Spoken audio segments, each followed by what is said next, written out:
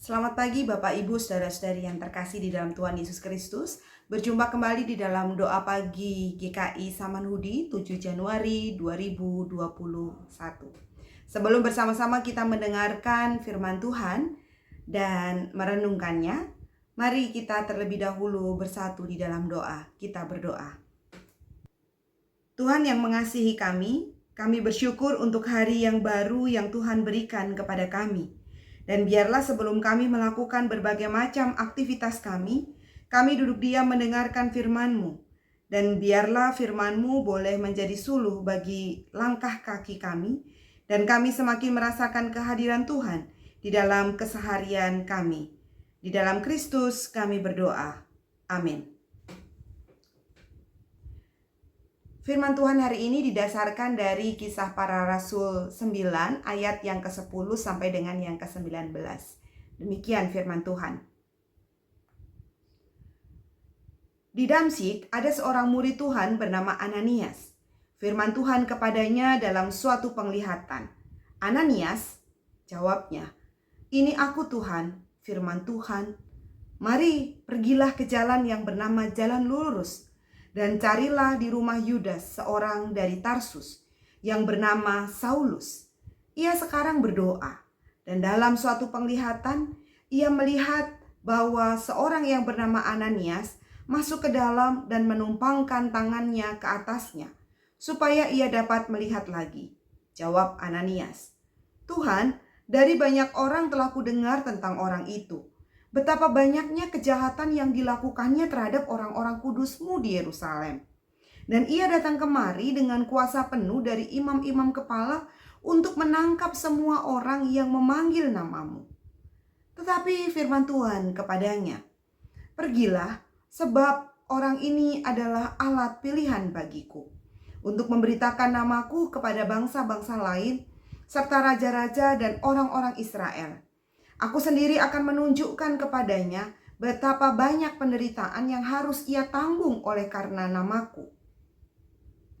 Lalu pergilah Ananias ke situ dan masuk ke rumah itu. Ia menumpangkan tangannya ke atas Saulus. Katanya, "Saulus saudaraku, Tuhan Yesus yang telah menampakkan diri kepadamu di jalan yang engkau lalui, telah menyuruh aku kepadamu, supaya engkau dapat melihat lagi dan penuh dengan Roh Kudus." Dan seketika itu juga, seolah-olah selaput gugur dari matanya, sehingga ia dapat melihat lagi. Ia bangun lalu dibaptis, dan setelah ia makan, pulihlah kekuatannya. Sedemikian jauh pembacaan firman Tuhan. Yang disebut berbahagia adalah setiap kita yang bukan hanya menjadi pendengar firman, tetapi senantiasa menjadi pelaku-pelaku firman Tuhan. Ibu bapak, saudara-saudari yang terkasih, bagaimana seandainya kita yang menjadi Ananias? Mungkin akan sangat tidak mudah. Bagaimana tidak? Seseorang yang memburu kita, bahkan selalu berusaha memusuhi dan melukai kita, tanpa hujan, tanpa angin harus kita kunjungi. Seseorang yang misalnya selalu membicarakan kita di belakang kita. Seseorang yang berusaha menjegal usaha kita dan selalu melakukan hal buruknya itu di depan mata kita bahkan. Apakah mudah untuk menerima dan menyambutnya sebagai teman dan saudara kita? Apalagi tanpa minta maaf. Secara manusiawi, hati kecil kita tentu memberontak. Nggak tahu apa sakitnya ketika dia memfitnah, mengkhianati, bahkan berusaha menghancurkan saya.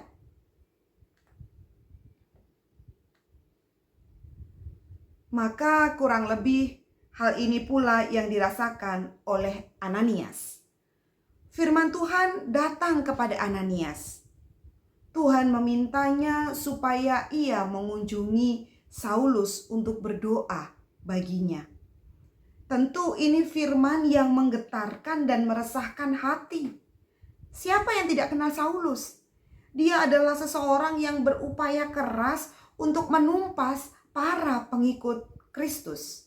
Reputasi karena kekejaman dan kebengisannya terhadap pengikut Kristus tentu sudah sangat populer di masa itu.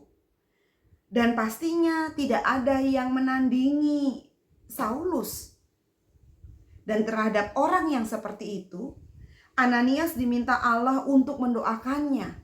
Berdoa untuk kebutaan yang dialaminya di jalan menuju Damsyik.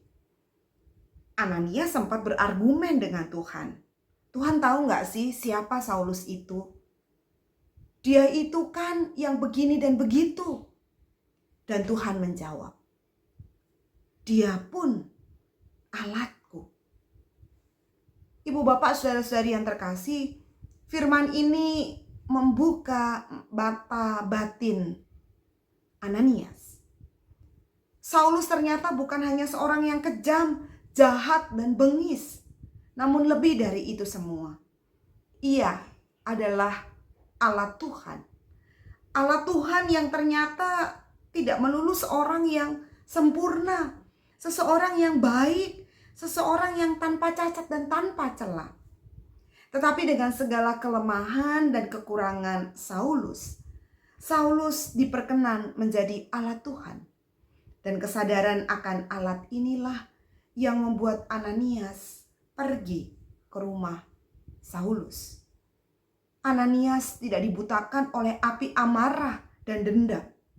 Ia justru diizinkan untuk melihat dengan mata yang baru.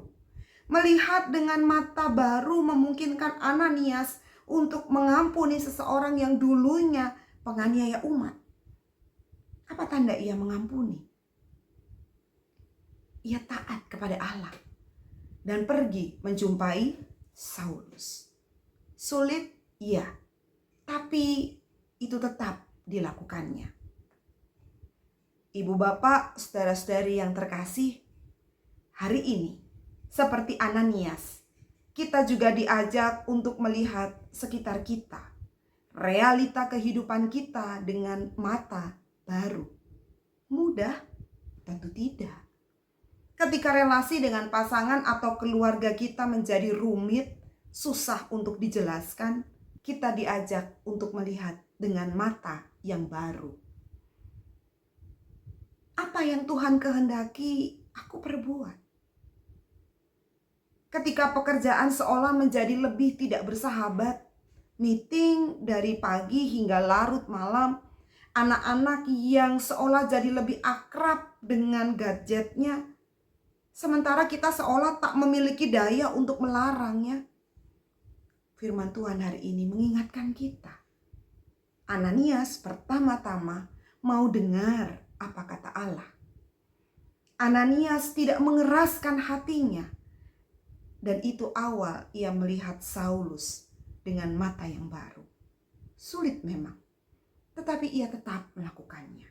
Oleh sebab itu pertama-tama, mari kita dengan segala kerendahan hati kita bertanya, apa yang Tuhan mau untuk saya lakukan? Selanjutnya, izinkan ia untuk membuka mata kita dan melihat hal yang baru yang ada di sekitar kita. Susah, tetapi bukan tidak mungkin. Amin. Mari kita berdoa. Ya Tuhan, biarlah di dalam seluruh ketaatan kami sebagai pengikut Kristus, kami dimampukan untuk selalu melihat sekitar kami dengan mata yang baru.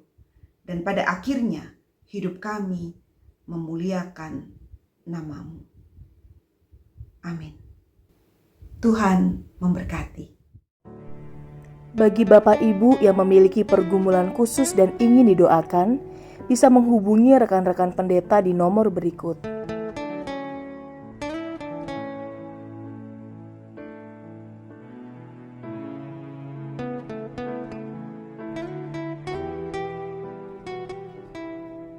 Tuhan Yesus memberkati.